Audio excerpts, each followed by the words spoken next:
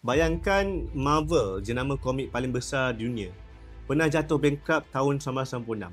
Saham jatuh dari 35 ke $2. Soalan aku, macam mana syarikat yang hampir mati ni boleh bangkit jadi empire hiburan? Hujung tahun 90-an, industri komik tengah runtuh bila gelembung spekulasi pecah. Marvel buat silap besar, ambil alih Heroes World pada tahun 1994 untuk self-distribute. Atas kertas nampak bijak, tapi realitinya hancur. Penghantaran lambat, stok bercelaru, kedai komik marah, ribuan kedai gulung tikar. Ada anggaran hampir 4,000 peruncit tutup. 27 Disember 1996, Marvel file chapter 11, bankruptcy dekat Delaware. Harga saham yang pernah cecah $35.75 pada tahun 1993 jatuh menjunam jadi $2.38 je. Pelabur hilang keyakinan, cash flow tersekat, Marvel terpaksa gadai hak filem untuk sebar. Antaranya ialah Spider-Man kepada Sony pada tahun 1999, X-Men ke Fox sejak tahun 1994 dan hak kepada Universal Studios. Semua ni survival trade, jual pemata untuk dapatkan cash cepat. Turning point datang pada tahun 1998 bila Marvel merge dengan Toy Biz, jadi Marvel Enterprises.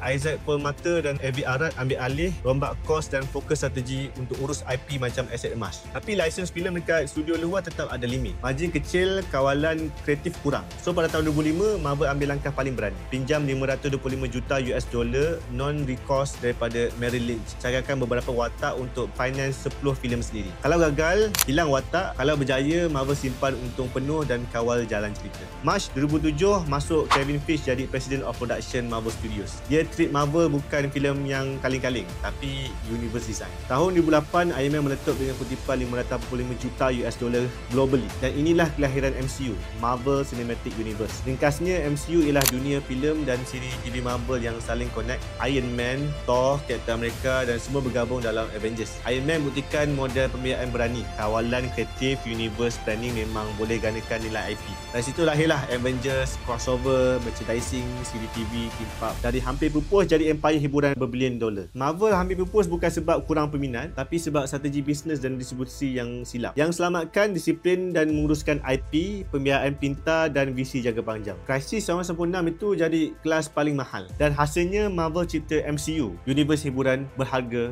bilion dolar. So aku tanya kau, kalau Marvel boleh bangkit dari bankrupt, apa alasan kau untuk tak ubah bisnes kau?